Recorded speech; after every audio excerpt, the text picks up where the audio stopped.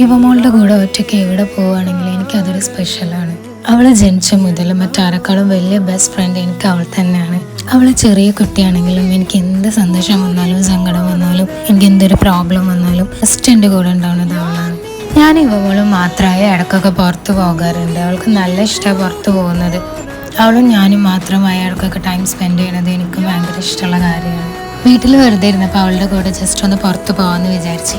അങ്ങനെ ഞാൻ അവളോട് ചോദിച്ചപ്പോൾ അവൾ നല്ല ഹാപ്പി ആയിരുന്നു. അങ്ങനെ ഞങ്ങൾ പെട്ടെന്ന് റെഡിയായി.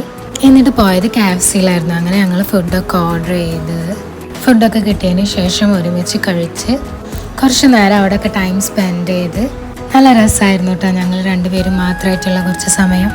നമ്മൾ അവരെ കൂടെ എപ്പോഴും ഒരുമിച്ചാണെങ്കിലും നമ്മൾ എപ്പോഴെങ്കിലും അവരെങ്ങനെയൊക്കെ കൊണ്ടുപോകുമ്പോൾ അവരൊരുപാട് ഹാപ്പിയാവും.